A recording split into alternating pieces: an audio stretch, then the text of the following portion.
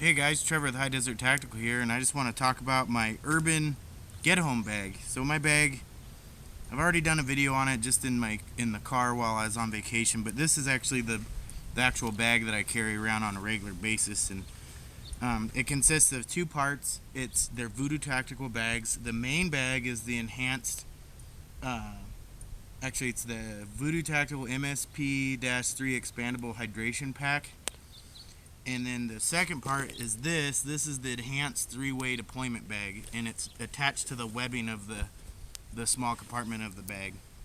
So as you can see in my intro video, I was trying to start a fire with my little fire starter kit, which I'll talk about here in a second.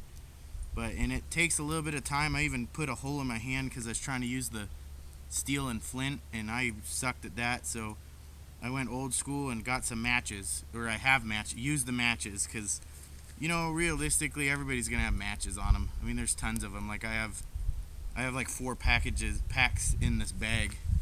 So, but I do have the steel and flint just in case. So there's my little fire that I got going finally, and it took me about a half hour to get it going. So it didn't take me too long. It'd be good if I got that going before it got nightfall. It was about 34 degrees when I started, and now the sun's finally come out enough because it's in the morning and it's warmed up, but now I could cook myself some food if I want. So let's start with my main compartment in my bag. I always have a set of gloves. These are my ironclad 0 plus cold condition gloves. I've used these a lot for work and stuff, and I've worn holes through the fingers, so I cut all the fingers off, and they work really good. And I always have a beanie or a hat in here. That's one thing I always got in here. So, and then here's my little cook pot if I needed to cook or anything. And so what I do is I keep in my cook pot just some essentials. Lid, of course. I have a little mesh bag that if I was foraging for food or something, like where I was gathering nuts, berries, or which we don't even have around here, but it would be mainly mushrooms and roots.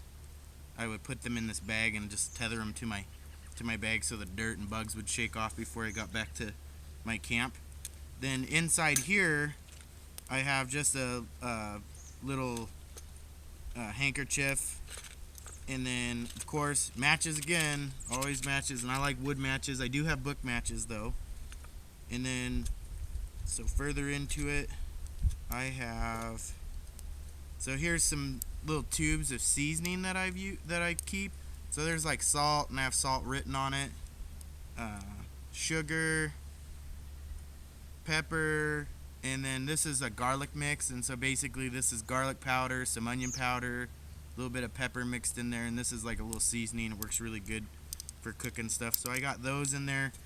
And then I have, just for fun, but it works really well because it's compact, is my Ridge Runner multi-camp tool, which is basically a spoon, a knife, and a fork. So I got that in there. So I keep those in there. Set that to the side. I'll pack it up later. Then my little compact EDC fishing kit that I made. Keep that in there. Some hooks and flies, weights, line. So got that in there.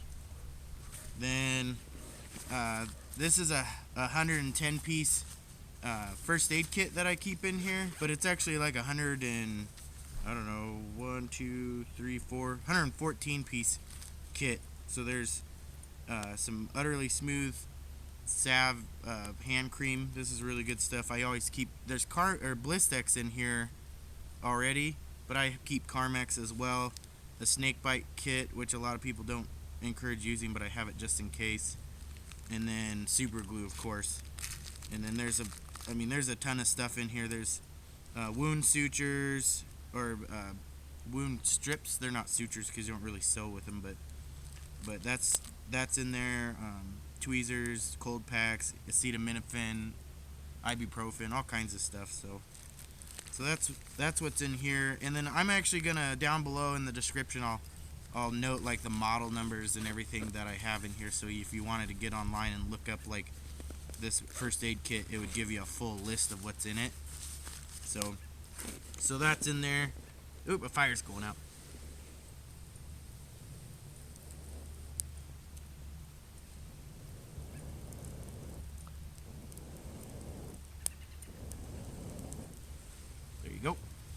So she's still going. And then, as always, just so you know, silica gels. I keep a silica gel in each compartment. So that's the main compartment. And then in the smaller compartment, I kind of keep this compartment empty for like when I'm out and about and doing stuff. But I do have an old, early 1900s U.S. mail brass lock with a key. This is how I lock this bag up in my locker at work. And then, I don't care what anybody says.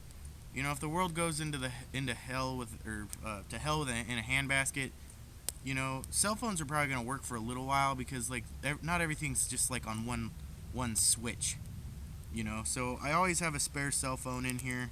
This is the CASIO G-Zone little flip phone, rugged. It's waterproof up to like 6 or 8 feet and shockproof and whatnot. So got that in there and it's activated. The other thing that I want to add in here and I have not done yet, and a lot of people don't think about it, but I'm going to get a handheld GPS and keep it in here too, like a Garmin E-Trex or a Vista or something. Just something kind of old school. That way you could do some breadcrumbs and waypoints and things like that. The reason why I think a GPS is going to be worth having in here, one, it doesn't take up a lot of weight. Two, the batteries are easy to find for most of them. They're usually AA's. The thing that I want a lot of people to realize is I'm about 90% sure that all the satellites that we use for our global positioning system are all independently powered, and they'll probably be running for years to come even without us being around. Like, they're not being controlled from down here 100%. They're autonomous up there doing their own thing. And so as long as the GPS is running, it should be able to work. And if it doesn't, throw it away and then make some room in your bag. But I'm gonna keep a GPS in this bag just in case I need one. So that's what's in the small compartment. So now we're out of the hydration bag into the three-way deployment bag. So the main compartment, I always have hand warmers. Got myself a couple sets of hand warmers. They're always good to have just in case. And then my mini starter kit, fire starter kit with extra book matches. And in here is some of those fuel tablets, some duct tape, a smaller roll of duct tape, some electrical tape that I made. So that's in there. So that's what's in the main compartment. Then to the side, one of the side compartments, I have my Flint and steel, a little Leatherman Micro that's got scissors and a little knife in it, and they work really well. So, that's what I got in here. And then I always have my Columbia River knife and tool SRT. This is the M16-12LE. It's a Tonto with a serrated edge. Always have it in this pocket, but I was using it when I was starting that fire. So in this side, I have a very good compass, a mapping compass. It's got a mirror, so you could actually use that for reflection if you needed to. Woo, see? So if you needed to hail somebody, you could do that with this as well. Figure out which way north is, which I could tell you automatically because I'm familiar with my home is north's that way. I don't even need to look at the compass. A lot of people think, 90% of the people that probably would need to use a get home bag situation, they're probably going to use it in their home area. So it's really wise to get acclimated or very knowledgeable about your surroundings of your home area. That's definitely what I encourage everybody to do. And I don't know if you can hear my dad, but the dogs are being stupid and not listening. So in here is basically, I always have a map, even though you're used to where you're at. This is the western United States. So basically this puppy's got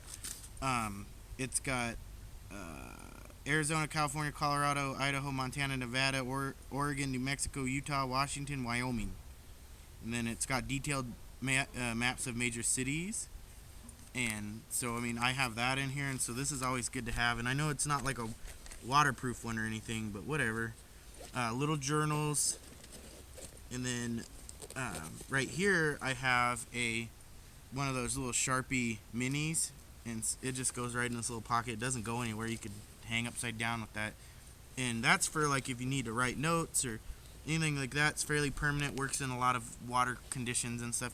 This is one thing that I made. This is tree ribbon. They use it for like marking trees and trails and stuff. It's like a vinyl ribbon. It's actually really kind of a pain in the ass because it doesn't bite or grate very well or anything. It's bright colored. And so what I did is I rolled up like about 20 yards into this little 1-inch roll. It's a little less than 1 inch. And then I made it where this little tag comes out, and you pull this little tag, and it's kind of like those little containers of Clorox wipes where you like pull on the wipe and it just comes out kind of like a tissue box or whatever. So you do that, and then you cut it. You cut off a length, and then you can mark like trees and stuff with this if you're making your way and you need to make your way back. Another really useful note that you guys might want to do is you take your Sharpie and you can write on this. You can write who you are, which direction you were moving, how long it's been. If you know the date and time, you could say what date and time. Some people, like if you had a GPS or you're really good at writing down coordinates, you could write down the coordinates of like your next destination in that general direction. So if anybody was like trying to find you and you were kept moving, you know, that this is a really good way to do it. You know, a lot of survival situations always tell you to stay put, but sometimes you can't stay put, and so it's really good to leave notes and stuff of where you're going. So, yep, so this is my modernized urban get home bag, and you know where I live about 20 miles from, you know, a small populated town, which is Bend, Oregon, and so I'm not really like out in the middle of nowhere. I'm not up in Alaska in the freaking wilderness or anything. But you know, there's always structures very close by. So I mean, if the world really did take a poop and you had lots of issues, you know, I honestly believe it's wise that you should have a really good bug out bag with a tent and sleeping bags and stuff. But if you're, you know, kind of a person like myself where, you know, I don't have the money. Like this thing cost me, just the bags alone cost me 40, 60, about 65 bucks, 68 bucks just for the bags. And that's a lot of money to me. And so like the little pot was like $8, and then like all this other stuff. I mean, I probably have, I don't know, close to 100 bucks in this bag, and that's a lot of money to me. So, you know, and I know that life isn't worth money, but you know, when you're starting out, a lot of times the best things that come to be start out very, very small. So, yep. So this is my my pack, and when I get done filming this and making an ass out of myself, I'll post all the information down below about like what the bags are and the models of the first aid kit and like how I made my little fire starter kit. And I do plan on doing an actual video of like what the fire starter kit consists of and how to use it after I perfect how to use it. So, well, this is Trevor with High Desert Tactical, and I appreciate all you guys watching, and I'll catch you on the flip side. Yeah, alright, let's clean up this crap and put you out. Fire safety, kids.